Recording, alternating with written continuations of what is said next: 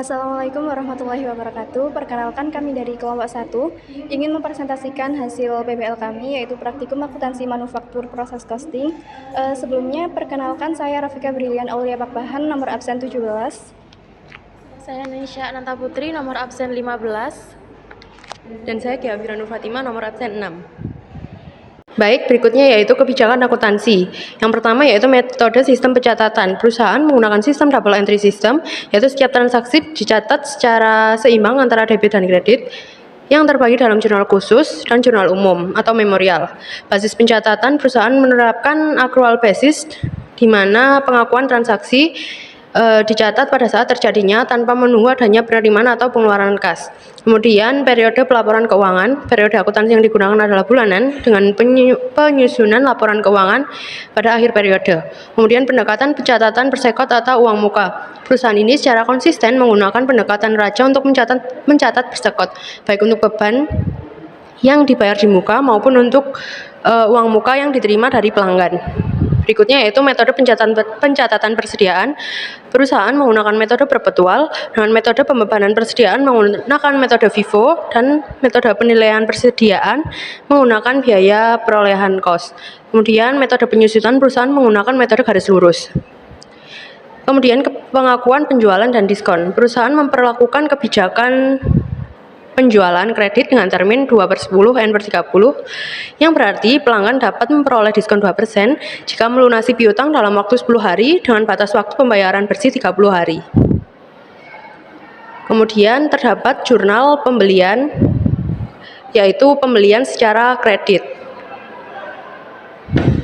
Baik, contoh yang pertama yaitu pembelian bahan baku sebesar 500.000 dengan uang muka setengahnya, maka jurnalnya yaitu didebit persediaan bahan baku dan uang pembelian pada kas dan utang usaha 250.000.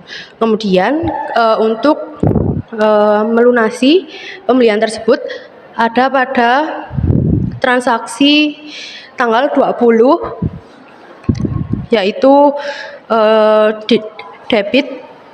debitnya yaitu utang usaha sebesar pembelian tadi dan kas 250.000 dan ini itu uang muka penjualan 250.000. Nah, apabila terjadi transaksi pengeluaran kas secara tunai seperti contoh tanggal 1 dengan JKK 001/12/2024, yaitu transaksi membeli listrik secara tunai, maka jurnalnya yaitu beban listrik pada kas sebesar 200.000. Berikutnya yaitu jurnal bahan, yaitu yang pertama pada tanggal 1 transaksi tersebut yaitu ketika tenaga kerja meminta bahan baku, maka jurnalnya yaitu BDP bahan baku Departemen Pengecoran pada persediaan bahan baku. Kemudian pada tanggal 6 ini Departemen Finishing meminta bahan. Nah, yang pertama yaitu bahan baku. Apabila bahan baku, maka BDP bahan baku Departemen Finishing sebesar 2.250.000 pada persediaan bahan baku 2.250.000. Dan pada tanggal yang sama juga Departemen Finishing juga meminta bahan penolong, maka jurnalnya yaitu BOP sesungguhnya Departemen Finishing pada persediaan bahan penolong. Nah, kemudian di sini saya akan menjelaskan jurnal penjualan dan juga jurnal penerimaan kas. Di jurnal penjualan ini transaksinya itu berupa penjualan batu nisan secara kredit dengan uang muka. Contohnya seperti di tanggal 1 Desember itu menjual produk ke Lumajang sebanyak 30 pasang batu nisan dengan uang muka setengahnya. Nah, di jurnal penjualan ini akun debitnya yaitu ada kas, piutang usaha, dan harga pokok penjualan. Untuk kas dan piutang usaha ini nominalnya sebesar setengah dari keseluruhan harga total harga jual. Kemudian harga pokok penjualan ini diambil dari resep standar, kemudian dikalikan dengan setengah dari total barang yang dijual. Kemudian di akun kredit ada penjualan barang jadi dan persediaan barang jadi. Nah, penjualan barang jadi ini harga total dari keseluruhan produk yang dijual, kemudian di persediaan barang jadi ini nominalnya sebesar harga pokok penjualan. Kemudian ada jurnal penerimaan kas. Nah, jurnal penerimaan kas ini transaksinya isinya pelunasan dan juga menjual produk batu nisan secara tunai. Contohnya seperti di tanggal 7 Desember, yaitu menjual produk ke batu sebanyak 40 unit. Di jurnal kas masuknya, di akun debit ini adalah kas sebesar 10 juta sekian, dan juga di akun kreditnya ini uang muka penjualan. Kemudian untuk pelunasan, contohnya di tanggal 8 Desember, itu menerima pelunasan dari penjualan 30 pasang batu nisan ke Lumajang di tanggal 1 Desember. Nah, karena tadi di kebijakan Arif Sanitari itu ada termin 2/10, yang dimana ini masih dalam jangka waktu 10 hari, maka mendapatkan diskon 2%. Nah, diskon tadi itu masuk di akun debit, yaitu sebesar 80.000 sekian. Kemudian ada juga kas di akun debitnya, ini sudah dipotong dengan diskon. Kemudian di kreditnya itu ada uang muka penjualan. Nah, ini nominalnya sebelum dikurangi dengan diskon. Yang selanjutnya yaitu jurnal memorial. Di sini terdapat 5 proses. Saya akan menjelaskan proses yang ketiga. Pada tanggal 15 Desember 2024, Departemen Pengecoran mengalokasikan biaya overhead pabrik yang terdiri dari beban listrik, beban sewa, akumulasi penyusutan bangunan, dan akumulasi penyusutan peralatan. Lalu di tanggal yang sama, Departemen Pengecoran juga mengalokasikan tenaga kerja langsung dengan jurnal BDB tenaga kerja langsung Departemen Pengecoran pada utang gaji. Lalu pada tanggal 20 Desember 2024, Departemen Pengecoran mentransfer hasil produksi ke Departemen Finishing dengan jurnal persediaan PDB Departemen Pengecoran pada sisi debit. Lalu sisi kreditnya terdapat BDB bahan baku Departemen Pengecoran, BDB tenaga kerja langsung Departemen Pengecoran, BDB biaya overhead pabrik Departemen Pengecoran. Lalu jurnal untuk mentransfer ke Departemen Finishingnya yaitu persediaan PDB Departemen Finishing pada persediaan PDB Departemen Pengecoran. Lalu pada tanggal 20, Departemen Finishing mengalokasikan biaya overhead pabrik. Ini masih sama kayak yang pertama tadi, terdiri dari beban listrik, beban sewa, akumulasi penyusutan bangunan, dan akumulasi penyusutan peralatan. Lalu pada tanggal yang sama, Departemen Finishing juga mengalokasikan tenaga kerja langsung dengan jurnal BDB tenaga kerja langsung Departemen Finishing pada utang gaji. Lalu pada tanggal 21 Desember, persediaan finishing melakukan transfer ke persediaan barang jadi dengan jurnal persediaan PDB Departemen Finishing pada sisi debit, dan sisi kreditnya terdapat PDB bahan baku Departemen Finishing, PDB tenaga kerja langsung Departemen Finishing, PDB biaya overhead pabrik Departemen Finishing. Lalu untuk jurnal untuk mentransfernya yaitu dicatat dengan persediaan barang jadi pada persediaan PDB Departemen Finishing. Lalu selanjutnya yaitu kertas kerja. Pada kolom laporan laba rugi terdapat total yang seimbang antara kolom debit dan kredit, yaitu sebesar Rp80.270.365. Lalu pada laporan posisi keuangan terdapat total Rp427.652.483. Selanjutnya yaitu laporan laba rugi. Penjualan bersih terdapat Rp79.783.273. Lalu laba kotornya sebesar Rp27.195.583 dan total beban administrasi umum sebesar Rp2.287.723. Lalu laba bersihnya ini didapatkan dari laba kotor dikurangkan dengan total beban administrasi dan umum, sehingga menghasilkan total sebesar Rp24.907.861.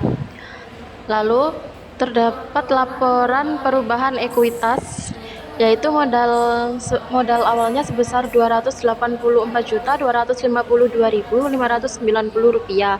Lalu laba bersihnya sebesar Rp24.907.861, sehingga modal akhir meningkat menjadi Rp309.160.450. Berikutnya itu dari Departemen Pengecoran laporan biaya produksi, schedule kuantitasnya itu dari bahan baku, persediaan awal yang penyerapannya itu 100%, tenaga kerja 90%, overhead 90%, jumlahnya persediaan awal itu 5, dimulai pada periode ini sejumlah 375 dengan total keseluruhan 380. Kemudian ditransfer ke Departemen Finishing yang selesai 375 persediaan akhir dengan bahan baku, penyerapannya 100%, tenaga kerja 80%, sisa 20%, overhead 80%, sisa 20%, dengan persediaan akhir itu yang belum selesai 5.